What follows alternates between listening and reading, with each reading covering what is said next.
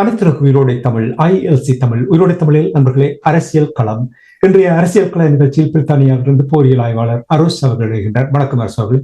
வணக்கம் தனாஜானி. அனைத்துலக உயிரோடை தமிழ் உறவுகளுக்கு அன்பு கலந்த வணக்கம். அரசியல் கள நிகழ்ச்சியில் இணைந்திருக்கின்றோம். இன்றைய அரசியல் கள நிகழ்ச்சியில் நாங்கள் முக்கியமான ஒரு விடயத்தை பார்க்க இருக்கின்றோம்.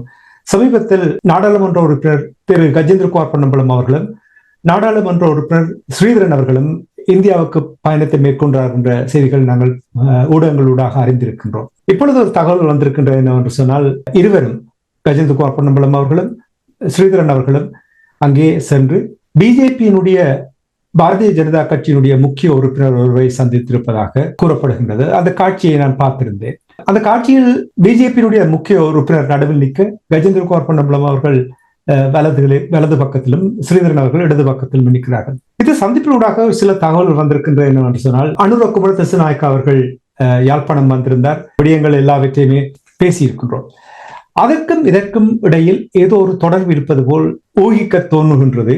நிச்சயமாக தொடர்பாக நீங்கள் இதனுடைய பின்னணி என்ன என்று அறிந்திருப்பீர்கள், எங்களுடைய உறவுகளுக்கு கூறுங்கள். உண்மைதான். என்னென்று சொன்னால், அண்மையில் உங்களுக்கு தெரியும், இன்டர் பார்லிமெண்டரி ரிலேஷன்ஷிப் என்று சொல்லி இந்தியாவிலே இருக்கிற பாராளுமன்ற உறுப்பினர்களுக்கும் இலங்கையில் இருக்கின்ற பாராளுமன்ற உறுப்பினர்களுக்குமான ஒரு சந்திப்பு என்று சொல்லி சென்றார்கள். அங்குள்ள ஆட்சி முறைமைகள் அதுகளை பார்ப்பதற்கு, பாராளுமன்ற அமர்வுகளை பார்ப்பதற்கு என்று சென்றார்கள்.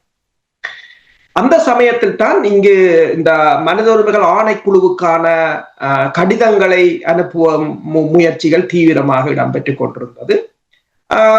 கோயின்சிடென்டாகவோ தெரியவில்லை, அல்லது இந்தியா வேண்டும் என்றுதான் செய்ததோ தெரியவில்லை. அந்த டைம் பார்த்து இப்படியான நாடாளுமன்ற உறுப்பினர்களை அங்கு அழைத்திருந்தது. அப்ப அங்கிருந்த போது இந்த உங்களுக்கு தெரியும், இந்தியா சார்பான தமிழ் கட்சிகள் கூட இந்த கையெழுத்துகளை இட்டிருந்தார்கள் கடிதங்களில். அவர்கள் இந்த போர்க்குற்றங்கள், இனப்படுகொலை என்பதை எல்லாம் ஏற்றுக்கொண்டு ஐக்னாவின் கடிதத்தை சைன் பண்ண முன் வந்திருந்தார்கள். அப்போது ஸ்ரீதரன் கூறியிருந்தாராம், நாடாளுமன்ற உறுப்பினர், இதன் பின்னணியில் இந்தியா நிற்கலாம் என்ற ஒரு துணியில் இன்னொருவருக்கு பேசினதாக சொல்லியிருந்தார்கள். ஆனால் அவர் பேசும்போது தான் இந்தியாவில் நிற்கிறார் என்றதை சொல்லவில்லை. அப்ப இந்தியா பிறகுதான் தெரியும் ஸ்ரீதரன் அங்க நிற்கிறார், கஜேந்திரகுமார் பொன்னம்பலம் அங்க நிற்கிறார்கள். ஆனால் பிறகு அது ஓகே, அது நாடாளுமன்ற உறுப்பினர் அது சந்திச்சு வந்தாச்சு. ஆனால் எங்கட ILC இலக்கு ஊடகத்துக்கு ஒரு படம் கிடைத்திருக்கின்றது. இப்ப கஜேந்திரகுமார் பொன்னம்பலமும் ஸ்ரீதரனும் தனி ஒரு பிரத்யோகமாக சென்று இந்தியாவின் பாரதிய ஜனதா கட்சியின் ஒரு மிகப்பெரிய தூண். அவர் நிதி, அதாவது அவர் வெளியில் தெரியாது விட்டாலும் மோடியின் ஒரு வலது கையாக இருப்பவர், அவரை சந்தித்திருக்கிறார்கள். நீங்கள் கூறியது போலதான் அந்த புகைப்படத்தில் அவர் நடுவில் நிற்கின்றார். இவர்கள் இருவரும் இரண்டு பக்கமும் நிற்கிறார்கள். இதை வைத்துக்கொண்டு நீங்கள் யோசிக்கப்படாது. இப்ப வெளியில் நீங்கள் பார்க்கலாம், இப்ப வடக்கு கிழக்கில் அல்லது தமிழர் தாயகத்தில் இவர்கள் இருவரும் எதிரும் புதிருமாகத்தான் இருப்பார்கள். அதாவது ஒரு கட்சி சைன் பண்ற இடத்துல மற்ற கட்சி சைன் பண்ணாது, அப்படித்தான் ஏதோ எதிர்கட்சிகள் போலதான் இருப்பார்கள். ஆனால் அதற்கு அப்பால் அவர்கள் ஒற்றுமையாகத்தான் இருப்பார்கள். அதான் இப்ப நான் சொன்னேன், ஸ்ரீதரனையும் சுமந்திரனையும். ஸ்ரீதரன் தனது ஊடகங்களை வைத்து சுமந்திரனை தாக்குவார்.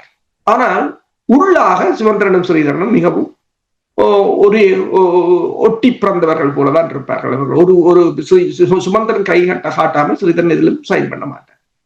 அது நாங்களும் பல தடவைகள் கொடுக்கப்பட்ட ஆவணங்களின் மூலம் அறிந்து கொண்டது ஒன்றுதான். அப்ப ஒரு தெளிவுக்கு, அதாவது நீங்கள் கூறுவதை பார்த்தால், வெளியில் சுமந்திரன் அவர்களும் ஸ்ரீதரன் அவர்களுக்கும் இடையில் பனிப்போர் இருப்பது போல் இருக்கின்றது. ஆனால் உள்ளாந்தமாக அவர்கள் இணைந்து செயல்படுகிறார்கள் என்று நீங்கள் கூறுகிறீர்களா? உண்மைதான். இந்த மனித உரிமைகள் ஆணைக்குழுவின் போது கொடுக்கப்பட்ட கடிதம் கூட அடுத்த ஸ்ரீதரன் கொடுக்கப்பட்ட கடிதம் அடுத்த நிமிடம் சுமந்திரன் கையில் இருக்கின்றது. அவர் சுமந்திரன் அதில் சொல்லாமல் அவர் கையெழுத்து போடுவதில்லை. வெளியில் தான் மக்களுக்காகத்தான் ஒரு நாடகமே தவிர, இப்ப பல ஊடகங்கள் நீங்க உங்களுக்கு தெரியும், சுமந்திரனை தூற்றுவார்கள், பேசுவார்கள், ஏசுவார்கள். ஆனால் அவர்களுக்கு தெரியல இரண்டு பேரும் ஒன்றுதான் என்று தெரியாது. அப்ப இது அரசியல் என்றும் எடுத்துக்கொள்ளலாம். சரி, நாங்கள் இப்ப இதுக்கு வரும். இப்ப இவரை பொறுத்தவரையில் இவர் சந்தித்தவர் பேர் வந்து சுதன் சா மிட்டேல் என்றவர் தான். இவர் என்னென்றால் பாரதிய ஜனதா கட்சியின் ஒரு தூணாக இருந்தாலும் விளையாட்டுத்துறையை சர்வதேச மட்டத்துக்கு கொண்டு சென்று அதன் மூலம் இந்தியாவுக்கும் தனியார் நிறுவனங்களுக்கும் நிதியை சேர்க்கும் திட்டத்தை கொண்ட கோகோ KHO என்ற ஒரு நிறுவனத்தின் தலைவர் தான் இந்த சுதன் சா மிட்டே. இவரை தான் இந்த இருவரும் அண்மையில் சந்தித்திருக்கிறார்கள். அதாவது இந்த புகைப்படங்களை வழங்கியவர்கள் இந்த சந்திப்புக்கான ஏற்பாடுகளை ஆஸ்திரேலியாவில் உள்ள தமிழ் காங்கிரஸ் அமைப்பு தான் இரகசியமாக செய்ததாகவும் கூறியிருந்தார்கள்.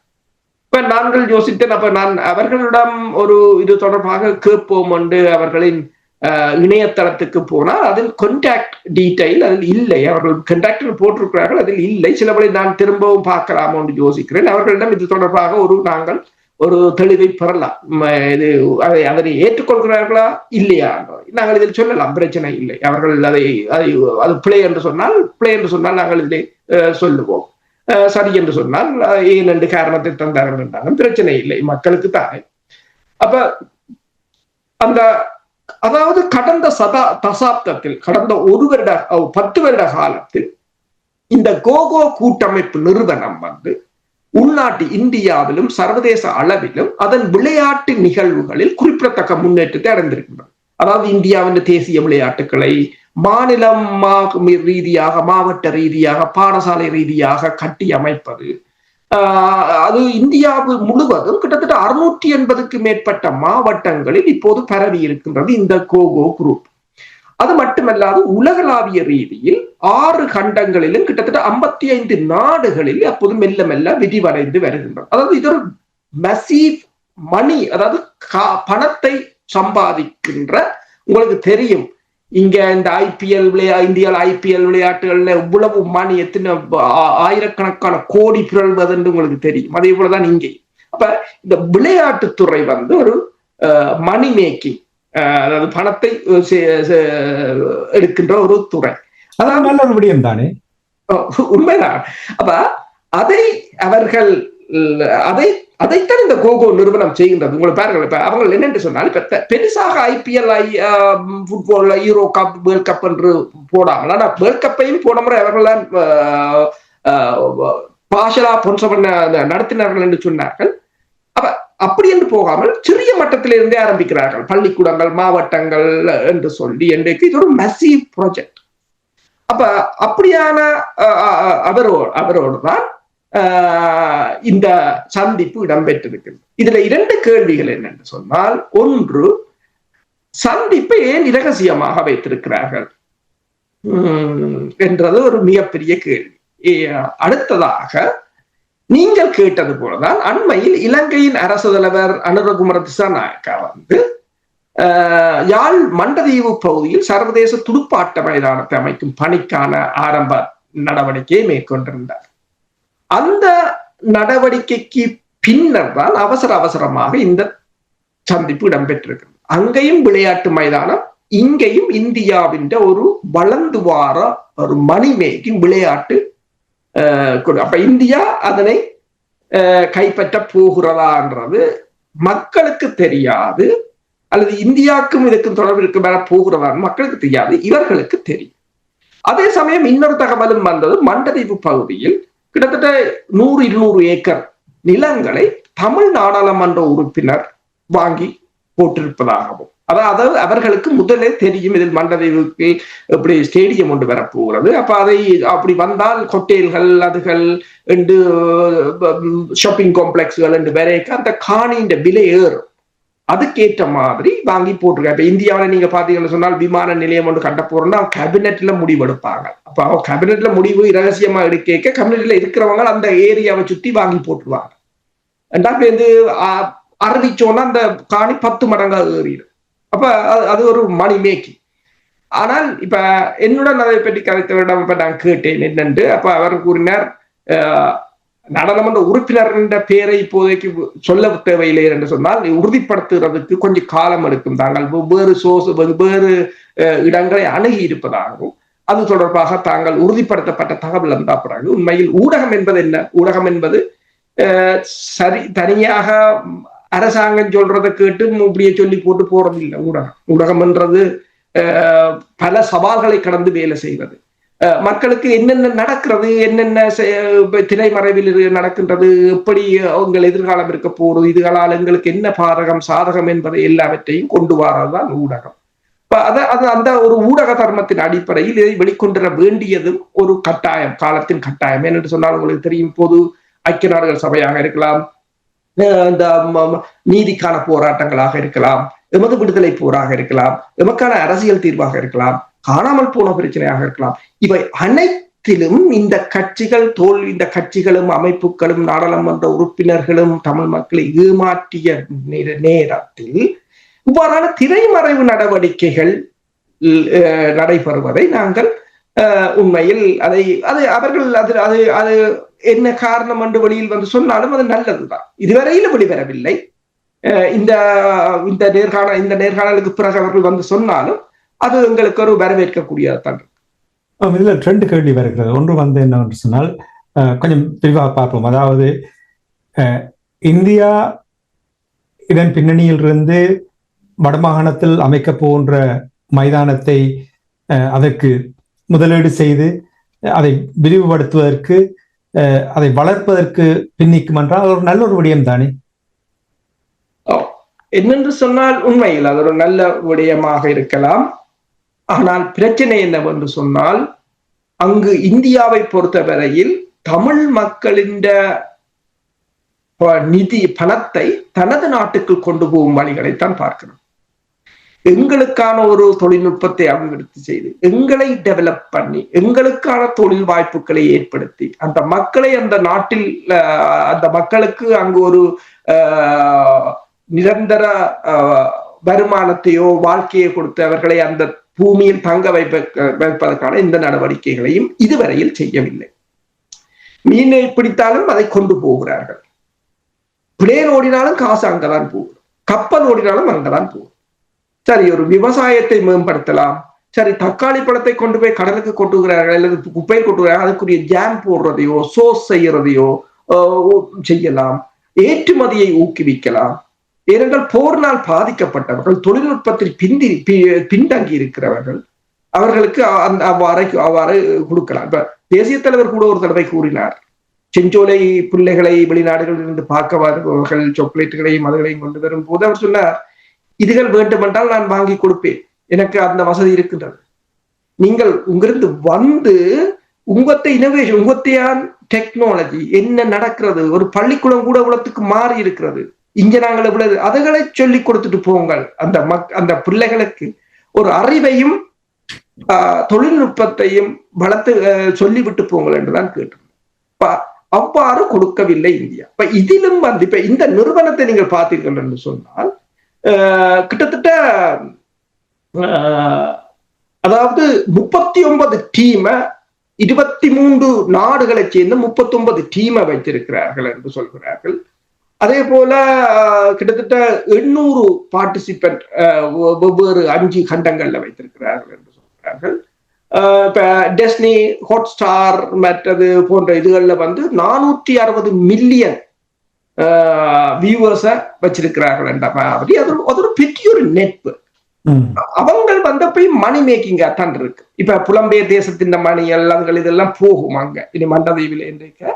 அப்ப இதால எங்களுக்கு என்ன என்ற இப்ப எங்களுக்கு ஒரு உரிமையும் இல்லை. அந்த இப்ப மண்டதீவு ப்ராஜெக்ட் கூட எங்களுக்கு ஒரு இப்போதைக்கு பாதகமாகத்தான் இருக்கு. ஏனென்று சொன்னால் எங்கள்கிட்ட காணி அதிகாரமும் இல்லை, ஒரு அதிகாரமும் இல்லை. மத்திய அரசுக்கு நாங்கள் இருக்கிறோம்.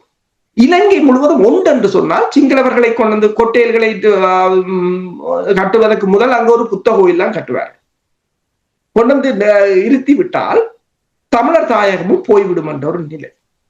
நான் கூறுகிறேன் என்று சொன்னால் இந்தியா வருவது பிரச்சனை இல்லை, எங்களுடன் வர்த்தகம் செய்வது பிரச்சனை இல்லை. அந்த மக்களோட இறமை, அந்த மக்களுக்கான ஒரு இப்ப நீங்கள் பார்க்கலாம், இந்தியாவின் லடாக் பகுதியில் ஜட் ஜெனரேஷன் போராட்டம் தொடங்கி விட்டது. என்னென்று சொன்னால் அவங்க அந்த மாநிலத்துக்கு சுயாட்சி கேட்டு போராடுறாங்க. அந்த மாநிலத்துக்கு 2 நாட்களாக கடும் போராட்டம் இடம்பெற்றுக் கொண்டிருக்கிறது. அவர் கேட்கிறது ஒன்று என்னென்றால் காணி அதிகாரம், விவசாய அதிகாரம் கேட்கிறார்கள். என்னென்றால் எங்களுக்குரிய காணி எங்கள்கிட்ட இருக்க வேண்டும், எங்கட அந்த மாநிலம் தான் முடிவெடுக்க வேண்டும் என்று நிற்கிறார். இப்ப நாங்கள் கேட்பது என்ன பிள்ளை? நிச்சயமா நீங்கள் கூறுவது சரி. ஆனால் இப்ப இந்தியா அப்படி ஒரு முயற்சி எடுக்கும் பொழுது எம்மிடம் தானே இருக்கின்றது, எவ்வாறு அதை கையாள வேண்டும் என்று. இப்ப பாருங்கள், இருவரும் சென்றிருக்கிறார்கள். என்ன ஒரு கேள்வி, அதாவது கடந்த பொது தேர்தலுக்கு முன்னதாக தமிழ் தேசிய மக்கள் முன்னணி கஜேந்திரகுமார் பொன்னம்பலம் அவர்களுடைய அணியினுடைய அணுகுமுறை சரியான வித்தியாசமாக இருந்தது. அந்த தமிழர் தாயகத்தில் இருப்பவர்கள் எல்லோரும் எதிரிகள் என்ற விதத்தில் தான், அவர்களை தவிர எல்லோருமே எதிரிகள் என்று தான் பார்த்து வந்திருந்தார்கள். ஆனால் தேர்தலுக்கு பின்னர் அவர்களுடைய நிலை மாற்றத்தை அதிர்ச்சி அடையும் வகையில் மாறி இருக்கிறார்கள் என்று பலர் கூறியதை நான் கேட்டிருக்கிறேன். என்னுடைய கேள்வி என்னவென்றால், இன்னும் ஒரு விடயம் என்னென்றால், தமிழ் மக்களை பொறுத்தமட்டில் கஜேந்திரகுமார் பொன்னம்பலம் அவர்களுடைய அணி இந்தியாவுக்கு எதிரான அணி என்று ஒரு பொதுவான கருத்து நிலவுகிறது. அதில் தவறு இருந்தால் நீங்கள் என்னை திருத்துங்கள். நான் அப்படி பேசியதைத்தான் நான் கூறுகிறேன். ஆனால் ஸ்ரீதரன் மற்றும் ஏனைய மற்ற நாடாளுமன்ற உறுப்பினர், குறிப்பாக தமிழரசு கட்சியில் இருந்தவர்கள், செல்வமடைக்கலநாதன், சித்தார்த்தன் போன்றவர்கள் இந்தியாவுடைய பின்னணியில் இயங்குகிறவர்கள் என்று கூறிய இது பொதுவாக பேசுகின்ற விடயத்தை நான் இங்கே கேட்கின்றேன். அப்ப இங்கே கஜேந்திரகுமார் பொன்னம்பலம் அவர்களுடைய கொள்கைகள், அவர்களுடைய நகர்வுகள் இந்தியாவுக்கு எதிராக என்று சொல்லி இருந்தால், எப்படி இருவரும் இங்கே இணைந்து இவ்வாறான ஒரு முயற்சிக்கு சென்றிருக்கிறார்கள் என்று நீங்கள் அவதானிக்கிறீர்கள்? உண்மைதான். என்னென்று சொன்னால் 13வது திருத்த சட்டம் கூட ஸ்ரீதரன் அதற்கு எதிராக கருத்து கூறுவது குறைவு. ஆனால் அதனை கடுமையாக எதிர்த்தவர்கள் கஜேந்திரகுமார் பொன்னம்பலம். அந்த 13வது திருத்த சட்டத்தை கொண்டு வந்தது இந்திய இலங்கை உடன்பாட்டின் அந்த மாகாண சபை. அப்ப அதுக்கு இந்தியா மிக முக்கிய காரணியாக இருந்தார். இப்போது இந்தியாவில் அவர் போய் நிற்கின்றார். சரி, இவ்வாறான இத்தனை மறைவு வேலைகளையும் செய்கின்றார். நீங்கள் கூறுவது சரி. அவர்களை பொறுத்தவரைகள் அவர்கள் ஒரு வியாபாரிகளாகத்தான் இருக்கிறார். இது தமிழ் மக்களின் அல்லது இந்த அமைப்புகளின் போலியான பிரச்சாரத்துக்கு மாட்டிய தமிழ் மக்களின் ஒரு அபலமாக நான் பார்க்கிறேன். என்னன்னு சொன்னால், சம்பளத்துக்கு இலங்கை அரசாங்கம் போடுகின்ற நாடாளுமன்ற உறுப்பினர்களுக்கு மாதம் மாதம் கொடுக்கின்ற சம்பளம், அதுக்குரிய போனஸ், அதுக்குரிய சலுகைகளுக்காக அடிபட்டு நாடாளுமன்றம் போனவர்களை அவங்களோட அனுமதி இல்லாமல் உங்களை யார் தேசியவாதிகள், போராளிகள் என்று ஆக்க சொன்னது? அதான் இந்த கேள்வி. தேசியவாதிகள், போராளிகள், செயற்பாட்டாளர்கள் என்றால் அதுக்குரிய தகுதி என்னென்று நாங்கள் யோசிச்சு பார்த்தோமா? அதுக்கு என்ன தகுதி இருக்க வேண்டும் என்று சொல்லி, எவ்வளவு அர்ப்பணிப்பு இருக்க வேண்டும் என்று பார்த்தோமா? நல்லூர்ல கூட கயந்திரமார் அதுல இருக்கிற பெரிய வீடு அதுல இருக்குது, பக்கத்து காணியிலேயே வாங்குறதுக்கு விசாரிக்கிறதா தான் சொல்லுவார். அது பிரச்சனை இல்லை என்று அது மனித இயல்பு.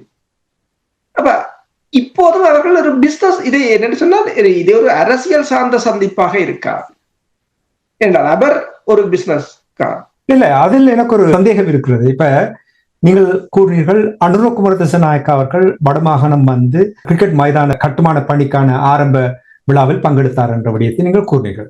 அதனைத் தொடர்ந்து நீங்கள் இப்பொழுது கூறினீர்கள், இந்தியாவில் பிஜேபியினுடைய முக்கிய உறுப்பினரை சந்தித்திருக்கின்றார். அவருடைய பின்னணி விளையாட்டு கழகங்களை ஒன்று சேர்த்து அதனூடாக ஒரு வியாபாரம் நடத்துவதுதான் அவருடைய முக்கிய பங்கு என்று நீங்கள் கூறுகிறீர்கள். அப்படி என்றால் அனுரகுமார திசாநாயக்காவுடைய இந்த மைதானம் தொடர்பான விடயத்துக்கும் இவர்களுடைய இந்த இந்திய பயணத்துக்கும் ஏதாவது தொடர்பு இருக்கிறதா? அதைத்தான் நாங்களும் சந்தேகிக்கிறோம் கடுமையாக. இதில் இன்னொன்றையும் நீங்கள் விட்டு விட்டீர்கள். தமிழ் நாடாளுமன்ற உறுப்பினர் மண்டதீவை சுற்றி 200 ஏக்கருக்கு கிட்ட காணி 100 ஏக்கரோ வாங்கி விட்டிருப்பதாகவும் கூறப்படுது. காணி வாங்கி விடப்பட்டிருக்கிறது. அனுரகுமார திசாநாயக்கா வந்து கிரிக்கெட் மைதானத்தை அமைக்க கூறுகிறார்கள். அதுதான் இந்த IPL அதுகள் இதுகள் என்று பணம் கொட்டுற தொழில். அடுத்ததாக இவர்கள் போய் இந்த விளையாட்டு துறையைத்தான் சந்தித்திருக்கிறார்கள். அவர் இரகசியமாக அந்த கோகோ குரூப், இப்ப வேணுமெண்டா இந்த நிகழ்ச்சிகளை கேட்டுக்கொண்டிருப்பவர்கள் KHO என்று நீங்கள் கூகுள்ல டைப் பண்ணி பார்த்தால் அவர் இந்த படங்கள் எல்லாம் வரும். அவர்கள் என்ன செய்கிறார்கள், பிறகு அந்த தலைவரை நீங்கள் போய் பாருங்கள் என்னென்றால் அவர் முன்னர் எப்படி இருந்தார் என்று. அவர் பிஜேபியின் நான் பேர் மறந்து போனேன், ஒரு முக்கிய ஒரு தலைவர் இறந்ததுக்கு பிற்பாடுதான் இவர் பிஜேபிக்குள்ள வாரார், மிகப்பெரிய ஒரு எழுச்சியாக வாரார். அதுக்கு பிறகு பிஜேபியின் ஃபண்டிங் முழுக்க அவர் தான், கூடுதலான நிதிகள் அதுகள் இதுகள் என்று சொல்லி. மற்றது நான் நினைக்கிறேன், இப்ப இப்படியான விளையாட்டு அதுகள் வைத்திருக்கும் போது இந்த பல பண பரிமாற்றங்களுக்கும் இந்த அரசியல் கட்சிகளுக்கு இலகுவாக இருக்கு. நீங்கள் கூறுவது சரி, அதை அது வலுவான சந்தேகம். அனுர்குமார் திசாநாயக்கா வந்தது, மண்டதேவில் காணி வாங்கி போட்டதுன்றது, இவரை போய் சந்தித்தது, ஆனால் இத்தனையையும் இரகசியமாக பேணுவது. அதை நான் கேட்கிறேன். அதாவது நல்லொரு விடயமாக நான் பார்க்கிறேன். இதில் தமிழர் தாயகத்தில் ஒரு வளர்ச்சி பாதையில் கொண்டு போவதற்கு சரியான திட்டத்தோடு செயல்படுவதாக இருந்தால் நிச்சயமாக, ஆனால் இரகசியமாக செய்ய வேண்டும் என்று கூறும்பொழுதுதான் அங்கே ஒரு சந்தேகம் எழும்புகிறது. அதைத்தான் நீங்கள் கூறுகிறீர்கள் இல்லையா? உண்மைதான், உண்மைதான். அப்ப இது உண்மையில் மேலும் இது தொடர்பாக பல ஆய்வுகள் செய்யப்பட வேண்டும். என்னென்னு சொன்னால், இனிமேலும் நாங்க இந்த ஊடகங்கள் எல்லாம் சும்மா பழைய கதைகளையும் முந்தி நடந்ததும் 10 வருஷத்துக்கு முந்தினதையும் கிண்டி கிளறி கொண்டிருக்காமல், இனி என்ன நடக்க போறது, இப்போது என்ன நடக்கிறது என்றதையாவது மக்களுக்கு தெளிவுபடுத்த வேண்டிய நேரம் இருக்கின்றது. இனி ஏதாவது இந்த மக்களும் சரி, ஏதாவது ஒரு புதிய ரத்தம் நாங்கள் பாய்ச்ச வேணும், ஊடகங்களும் சரி. அடுத்த ஒரு நகர்வுக்கு இந்த மனித உரிமைகள் ஆணைக்குழுவின் தீர்மானம் தொடர்பாக கதைத்திருந்தோம், அதனுடனே எல்லாம் முடிந்து விட்டது என்று தான் நாங்கள் நினைக்கின்றோம். அப்ப இவை அனைத்தையும் நாங்கள் ஆய்வு செய்து அங்கால பயணிக்க வேண்டிய ஒரு தருணம். அப்ப இதுவும் அதுல ஒரு சிறிய புள்ளியாகத்தான் பொறுத்திருந்து பார்ப்போம். எல்லாம் மலிந்தால் சந்தைக்கு வரும் என்று சொல்லுவார்கள். இந்த விடயங்கள் ரகசியமாக வைத்திருக்க முடியாது. நிச்சயமாக நல்லொரு விடயமாக இருந்தால் அதனுடைய திட்டம் என்ன, குறுகிய கால திட்டம் என்ன, இடைக்கால திட்டம் என்ன, நீண்ட கால திட்டம் என்ன என்பதை மக்களுக்கு அது தெளிவுபடுத்தி அது தொடர்பாக பேசுவதுதான் தமிழ் தேசியத்துக்கு ஒரு ஆரோக்கியமான விடயமாக பார்க்கப்படும் என்பதை இந்த நேரத்தில் கூறிக்கொண்டு இன்றைய நிகழ்ச்சியில் இணைந்து தமிழ் தரப்பினருடைய நிலைப்பாடுகள் தொடர்பாக உயிரோடைய தமிழ் உறவுகளோடு பகிர்ந்து கொண்டமைக்காக அன்பர்கள் சார்பாக நன்றி கூறிக்கொண்டு மீண்டும் இன்னொரு நிகழ்ச்சியில் இணைந்திருப்போம். அதுவரைக்கும் நன்றி, வணக்கம். அரசவர்களே, நன்றி, வணக்கம்.